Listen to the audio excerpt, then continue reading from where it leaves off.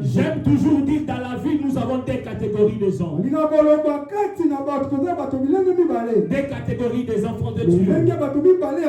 Il y a les Habakkuk. Et ils attendent la promesse. Même s'ils s'attendent, ils entendent.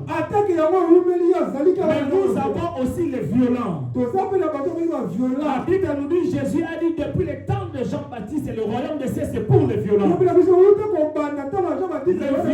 ce sont les gens qui n'attendent pas la promesse, mais ce sont les gens qui cherchent l'accomplissement.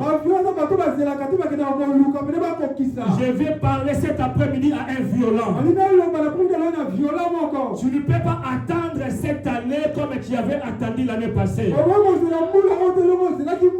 C'est le moment et le temps de déranger le Seigneur pour ton problème. Chaque chose a son temps et c'est ton temps. Nous avons un Dieu qui change le temps et les circonstances. Ne restez pas là pour attendre seulement. J'attends. Beaucoup de gens, ils ont commencé à attendre. Les années passent, les jours passent, mais ils restent toujours là. Cet après-midi, je viens te dire, ne restez pas à cette position, mais change ta position.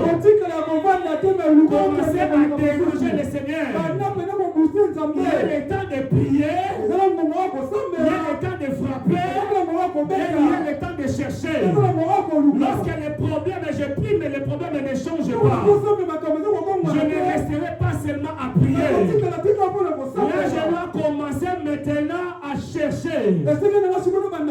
Pourquoi les problèmes ne marchent pas? Qu'est-ce qui est caché? Qu'est-ce qui bloque ma vie? Pourquoi il y a la famille? C'est ça ce que David a fait. David a commencé à chercher. Il a commencé à chercher. Le matin, il priait. Le soir, il priait. Le matin, il faisait des jeûnes. Et il consultait le Seigneur. Combien de gens parmi nous n'arrivons pas à prier le Seigneur? Combien parmi nous n'arrivons pas à prendre des décisions pour réveiller le Seigneur? N'est-ce pas vrai que la Bible dit qu'elle réveille ma mémoire? Bien réveille l'Éternel pour ton corps. Ne laissez pas bien que ton problème continue. La maladie là ne peut pas quitter aussi longtemps que toi tu le vois normal. Le blocage ne peut pas te quitter aussi longtemps que tu vois cela est normal. J'aime toujours dire que quelque chose est anormal et que toi tu le vois normal, c'est que toi tu n'es pas normal. Réveillez le Seigneur. Continuez le Seigneur. Dérangez le Seigneur. Jésus donnait une parabole. Il disait voilà cette femme qui dérangeait les juges. Matin, midi, soir. Et Jésus posait la question. Est-ce que moi, si c'est les enfants, il invoque Dieu matin, midi, soir, est-ce que Dieu ne fera-t-il pas justice? Si tu pries le Seigneur t'exaucera. Je vais te dire cet après-midi, priez le Seigneur, cherchez l'Éternel, tandis qu'il est prêt. Alléluia. Alléluia. Les Gabaonites, ils ont commencé à parler. Ils parlaient contre les enfants d'Israël. Ils vivaient avec les enfants d'Israël. Mais ils murmuraient. Pourquoi ils murmuraient? Parce que le roi Saoul avait exterminé toutes les Gabaonites. Alors qu'ils avaient fait l'alliance avec Josué. Les années ont passé, mais l'alliance est restée. Bien aimé dans le Seigneur, si tu as tissé une alliance avec quelque chose, même si ça passe les années, si tu n'as pas fait la repentance, si tu n'as pas si tu n'es pas délivré, ces alliances-là vont te réclamer. Ici, l'alliance est réclamée Israël. Le peuple de Dieu vivait dans la réclamation. Il vivait dans la réclamation parce qu'ils ont violé l'alliance. Combien parmi nous violons l'alliance? Combien parmi nous ne respectons pas l'alliance? Lorsque nous faisons l'alliance, bien-aimés, nous devons les respecter. Même si toi tu l'oublies, la parole s'envole. Mais les esprits bloquent, les esprits restent. Beaucoup de gens pensent que non, comme j'ai fait l'engagement, c'est fini, Dieu m'a pardonné. Bien aimé dans le Seigneur, la parole que tu as dit, ça peut rester. Beaucoup de gens vivent le blocage, ils cherchent le diable, alors que c'est lui-même qui a fait des alliances. David a consulté le Seigneur. Et le Seigneur a donné des directives. Ces gens-là, ils ont demandé à David. David a dit, qu'est-ce que vous voulez que je fasse pour vous? Ils ont dit, nous voulons que tu tues aussi légalement les enfants de Saoul. Ils voulaient se venger. Ils voulaient se venger. Ils ont choisi 7 personnes dans la maison de Saoul pour qu'ils soient exterminés publiquement. Mais bien aimé, j'ai une bonne nouvelle. Comment est-ce que quelqu'un peut sortir? Comment est-ce que quelqu'un peut être délivré? Tu peux être délivré, bien aimé, dans les alliances que tu as tissées. Tu peux être délivré dans l'alliance que tu as tissée. Laisse-moi te dire, nous avons dit que l'alliance que David avait fait, l'alliance qu'Abraham avait fait, l'alliance que Noé avait fait, cela engageait leur descendance.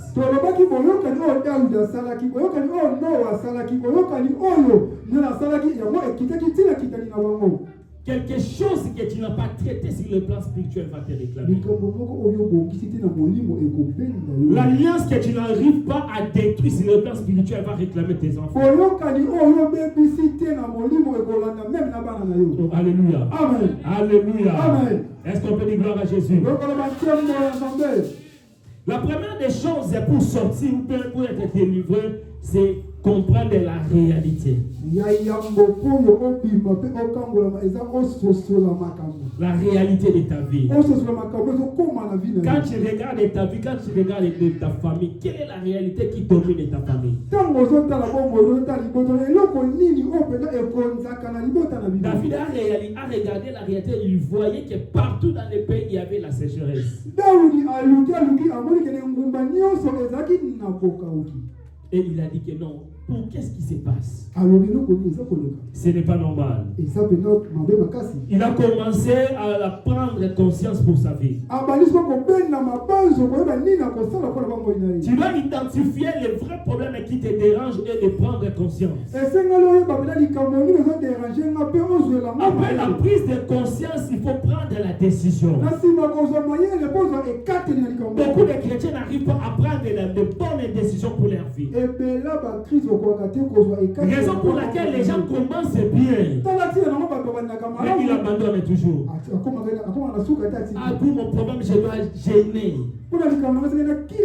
Je vais réveiller pour que le Seigneur change ma situation. Il commence bien par la prière, mais à un certain moment, il est fatigué. Il faut prendre conscience. Il faut se poser de bonnes questions pour toi. Est-ce que les choses qui se passent dans ma vie, est-ce que c'est normal? Est-ce que c'est normal dans mon âge que je ne sois pas marié? Et après la prise de conscience, c'est entrer maintenant à l'action. On entre à l'action par la prière. Oh, alléluia. Amen. On entre à l'action par la prière. La délivrance c'est un choix. La délivrance c'est un choix. Si quelqu'un ne veut pas être délivré, même si tu pries pour lui, il n'y aura pas d'effet.